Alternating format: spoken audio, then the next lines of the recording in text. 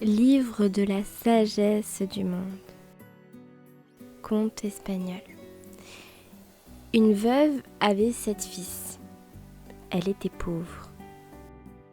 Elle était même la plus pauvre de tout son village. Une année, la famine sévit dans le pays et les pauvres, déjà tellement pauvres, touchèrent le fond de leur misère. Ces 7 fils décidèrent de partir gagner leur vie à travers le vaste monde. Ils partirent avec des pieds de plomb, désespérés de laisser leur mère tant aimée. Ils voyagèrent longtemps, de ville en ville, mais ne trouvèrent pas de travail. Ils étaient trop jeunes, trop nombreux et trop maigres. De jour en jour, ils avaient de plus en plus faim et étaient de plus en plus fatigués. Ils dormaient le ventre vide dans les bois, dans les fossés ou sur le bord des routes. Un matin, que le temps était particulièrement mauvais, que la pluie tombait à verse, qu'un vent glacé soufflait, entraînant à sa suite des nappes de brouillard, qu'ils étaient transis de froid, mouillés de la tête aux pieds, et tellement désespérés d'être en si mauvaise posture, ils se trouvèrent juste devant les murs délabrés d'un château. Ils frappèrent à la porte, mais personne ne vint leur ouvrir. Ils poussèrent l'éventail et se trouvèrent dans une cour vide. Pas de chien de garde, pas de chevaux dans les écuries, pas de lumière derrière les vitres brisées. Ils se dirigèrent vers ce qui semblait être le corps du logis.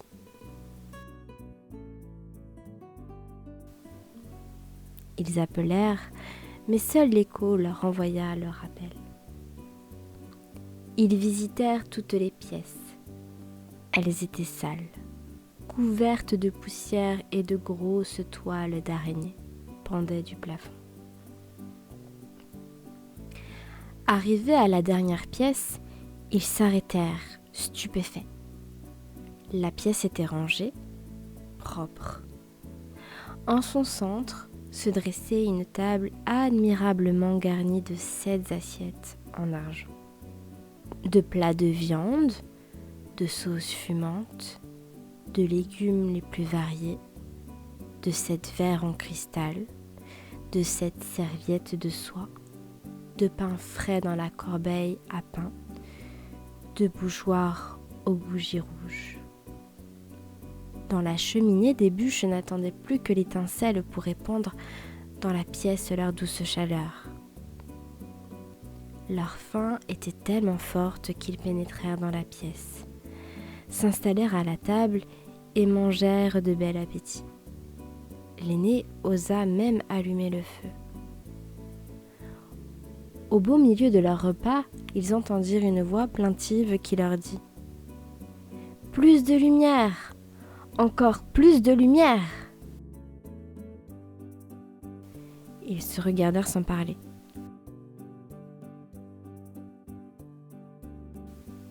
Au bout d'un moment, le silence revenu, les 7 garçons s'apprêtèrent à boire. Au moment d'approcher leurs lèvres des verres, la voix gémit à nouveau. « Plus de lumière! Encore plus de lumière !» L'aîné prend son courage à 2 mains, allume une torche et dit « Je vais voir ce qui se passe. »« Nous t'accompagnons, » disent ses frères. Ils sortent dans le couloir, montent les escaliers. La lune éclaire les marches. Arrivés à l'étage, ils visitent des pièces sans rien trouver. Partout, la même poussière, les mêmes toiles d'araignée. Ils montent encore une volée d'escaliers et parviennent à une dernière porte tout au sommet de la tour. Ils poussent la porte, mais ont un mouvement de recul. La pièce est occupée par un vieillard à la longue barbe blanche, tellement longue qu'elle touche le sol. Et aux cheveux immaculés. Son visage est très pâle.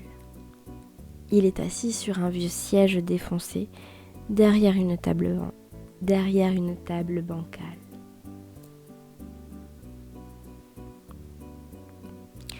Derrière le fauteuil se dresse un énorme tableau qui représente un chat noir aux yeux verts émeraude qui brille d'une lumière inquiétante et regarde fixement les 7 garçons.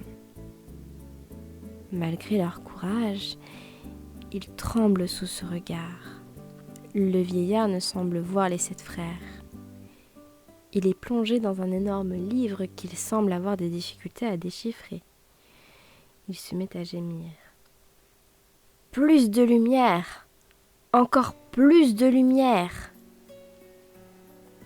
Les jambes des 7 frères tremblèrent de plus en plus. L'aîné est sans contexte le plus courageux. Il s'approche du vieillard, pris de pitié, et lève sa torche au-dessus du livre tout en lui disant « Voici de la lumière !» Le vieil homme baisse la tête et se remet à lire avec fièvre.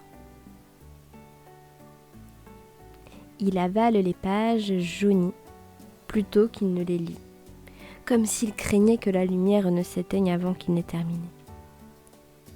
À la dernière page, il pousse un soupir et referme le volume relié de vieux cuir au coin d'argent noirci par les ans. L'homme lève la tête et en regardant l'aîné dit « Je te remercie mon garçon. Je vous remercie tous de m'avoir libéré. Quand j'étais encore en vie, il y a très très longtemps, je n'aimais personne et mon cœur ne connaissait pas de pitié. Les gens me fuyaient. Je fus condamnée à rester dans cette pièce sombre jusqu'à ce que j'achève la lecture de ce gros livre. Il parle de gens sages et bons. Il décrit les souffrances, les peines, les larmes, les injustices qui frappent ces gens.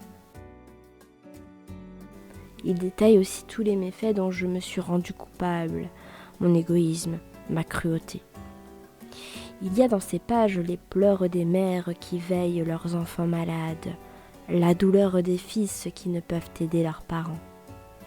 J'ai commencé cette lecture il y a 100 ans et je ne l'avais toujours pas achevée. Seul celui qui m'éclairerait pouvait me sauver. Vous m'avez secouru. En récompense, je vous donne ce château. Il est bien délabré, mais si vous creusez dans la cave, vous trouverez 7 pots d'or. Ils sont pour vous. » Au moment où il prononça ces paroles, un courant d'air souffla brusquement sur la torche. Le cadet partit en chercher une autre, mais lorsqu'il revint, le vieillard, le livre et le chat du cadre avaient disparu. Les 7 frères descendirent dans la cave et trouvèrent les pots remplis d'or, comme le vieillard le leur avait dit. Ils firent venir leur mère, remirent en état le château, nettoyèrent toutes les pièces et redonnèrent à la bâtisse son lustre d'antan. Jamais plus ils ne connurent ni la misère ni la faim. Jamais ils n'oublièrent le vieillard, ni le contenu de son livre, qui n'était autre que le livre de la sagesse du monde. Conte espagnol.